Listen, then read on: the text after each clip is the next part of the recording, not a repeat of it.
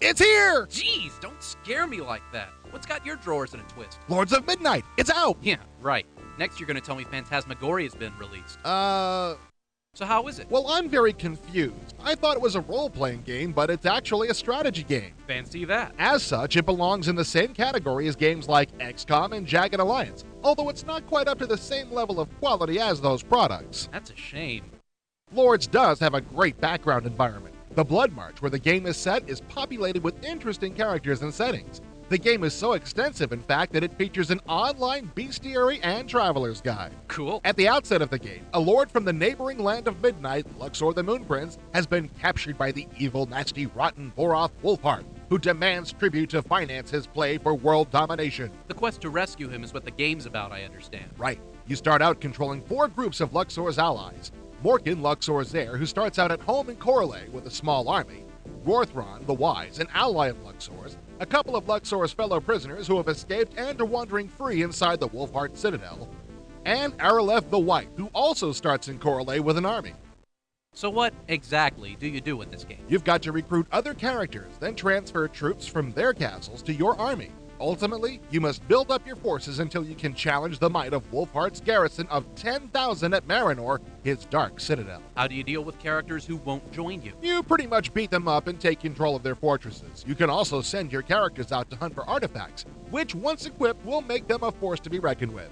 Also, the rescue party inside Marinor periodically frees a hostage, who can then return home and take charge of the army they control. Where this begins to fall short is in the direction control of the characters. You must control them directly from time to time.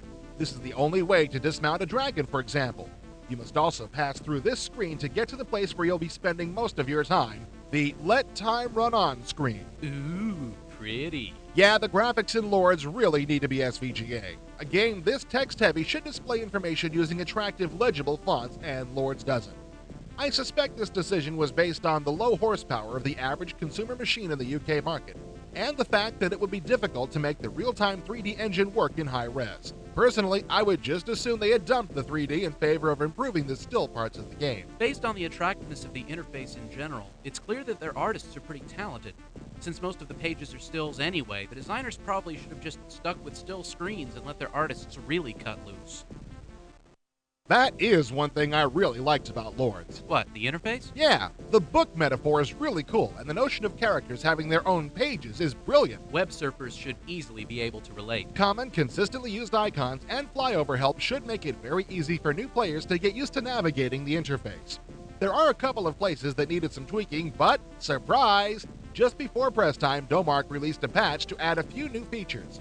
This catalog screen used to be in random order and featured only characters' portraits.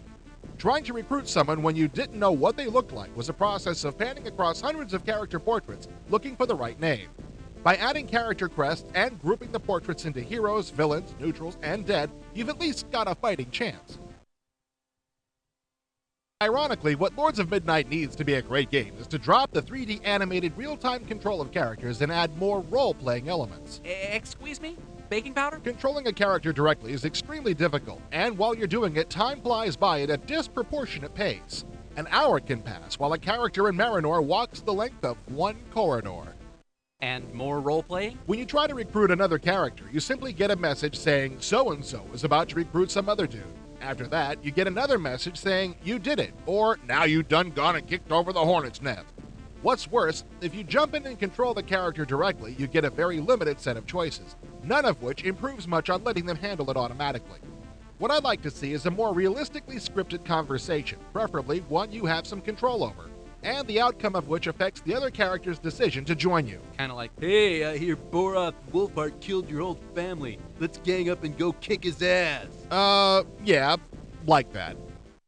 Isn't this actually the third Lords of Midnight game? Yeah, the first two were published for an obscure computer system back when 16K of RAM was a hot system. Too bad no one in the American market will ever have seen those first two. Ah, but wait, they've kindly included ports of the first two games on this CD, so you can. Cool. Yeah, despite their dated appearances, including those games was really a nice touch. So Lords of Midnight has great potential. But it never quite realizes it. It's got a great story and setting with terrific characters, but it worries too much about letting you get in and drive them around the 3D fractal landscape when that's really not the most fun part of the game. I'd like to see the next Midnight title finally admit that it's a strategy game, dress up the interface with SVGA and legible fonts, and add more character interaction elements. As it is, Lords is kind of fun, but you are definitely left with the feeling that the game could have been much, much more.